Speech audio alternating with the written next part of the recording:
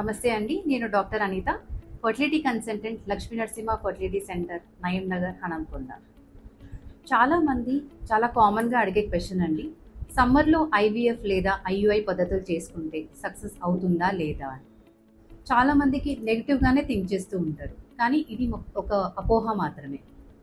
చాలా స్టడీస్లో, లిటరేచర్లో ఏం చెప్తారంటే మనకి సమ్మర్లో మనకి సన్లైట్ ద్వారా వచ్చే వైటమిన్ డి ఎక్స్పోజర్తోని మన బాడీలో ఎగ్ ప్రొడక్షన్ కానీ అండ్ స్పర్మ్ ప్రొడక్షన్ కానీ చాలా బాగుంటుంది. ప్లస్ ఎంబ్రియో ఫార్మేషన్ కూడా చాలా బాగుంటుంది. సో ఎంబ్రియో ఫార్మేషన్ బాగున్నప్పుడు సక్సెస్ రేట్స్ అనేవి కూడా చాలా బాగుంటాయి. ఇంతేకాకుండా మనకి సమ్మర్లో మెలటోనిన్ అనే హార్మోన్ కూడా ఎక్కువగా రిలీజ్ అవుతుంది.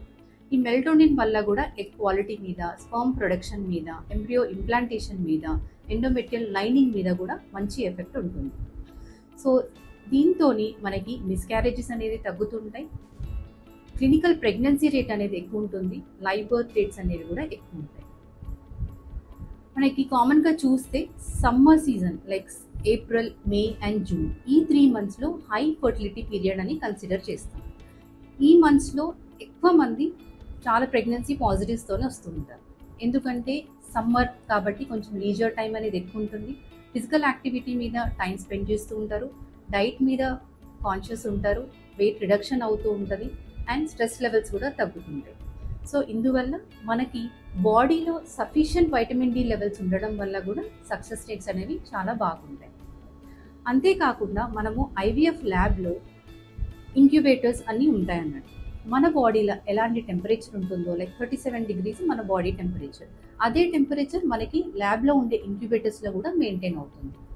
యూజువల్లీ ఏం చేస్తాము, మనకు ఎగ్ బయటికి తీసిన తర్వాత స్పర్మ్తోని ఇంజెక్ట్ చేసి కల్చర్ కోసము ఇంక్యుబేటర్లో పెట్టి గ్రో చేస్తాం. గ్రో అయిన తర్వాత మనం గర్భసంచి లోపలికి ట్రాన్స్ఫర్ చేసుకుంటాం. సో ఈ పద్ధతి అన్నిటిలో మనకి టెంపరేచర్ అనేది కంటిన్యూస్గా మెయింటైన్ అవుతుంది. ఇంక్యుబేటర్స్ అనేవి 365 days ఆన్లోనే ఉంటాయి. విత్ మన ల్యాబ్ క్లెన్లీనెస్ కూడా మెయింటైన్ అవుతుంది. అంటే ఏహెచ్యు అనేది అడ్వాన్స్డ్ టెక్నాలజీ ఉంటుంది మనకి, air handling unit.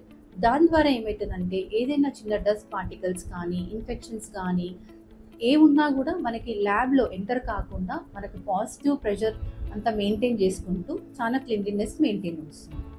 So IVF stimulation తీసుకునే వాళ్ళకి వన్ సజెషన్ అండి, ఎందుకంటే మనకి ఇంజెక్షన్స్ మీద ఉంటారు కదా వాళ్ళు, ఆ ఇంజెక్షన్స్ 10 days ఇంజెక్షన్స్ తీసుకునే వాళ్ళు ఏంటంటే ఇంట్లో తీసుకోకుండా టెంపరేచర్, హాస్పిటల్లో అయితే మనకి డ్రగ్స్ ఫార్మసీలో టెంపరేచర్ మెయింటైన్ అవుతుంటుంది. ఆ 10 to 11 days ఏవైతే ఇంజెక్షన్స్ ఉంటాయో హాస్పిటల్కే వచ్చి ఇంజెక్షన్స్ తీసుకుంటే మంచి రిజల్ట్ ఉంటుంది. మనకి డ్రగ్ యొక్క పోటెన్సీ అనేది కూడా మెయింటైన్ అవుతూ ఉంటుంది. సో ఏజ్ ఎక్కువ ఉన్నవారు, తర్వాత అండాశయాలలో అండాలు తక్కువ ఉన్న వాళ్ళకి ఎవరికైతే ఐవీఎఫ్ సజెస్ట్ చేసి ఉంటారో వాళ్ళు సమ్మర్ అని చెప్పేసి పోస్ట్పోన్ చేయకుండా ట్రీట్మెంట్ అనేది కంటిన్యూ చేసుకుంటే చాలా బెటర్ రిజల్ట్స్ ఉంటాయి. ఎందుకంటే ఏజ్ పెరుగుతున్న కొద్దీ మనకి ఎగ్స్ తగ్గిపోతూ ఉంటుంది, ప్లస్ డ్యూరేషన్ కూడా పెరుగుతూ ఉంటుంది. సో దాని నాణ్యత ఇంకా తగ్గకముందే మనము సమ్మర్లో కూడా ఐవీఎఫ్ చేయించుకుంటే బెటర్ సక్సెస్ రేట్ ఉంటాయి. సమ్మర్ అయినా వింటర్ అయినా సేమ్ సక్సెస్ రేట్ ఉంటుందండి. ఈ టాపిక్ మీద మీకు ఎటువంటి డౌట్స్ ఉన్నా కూడా, సెకండ్ ఒపీనియన్స్ కావాలన్నా కూడా మమ్మల్ని సంప్రదించవచ్చు లేదా కమెంట్ బాక్స్లో కమెంట్ చేయొచ్చు. We will get back to you. Thank you.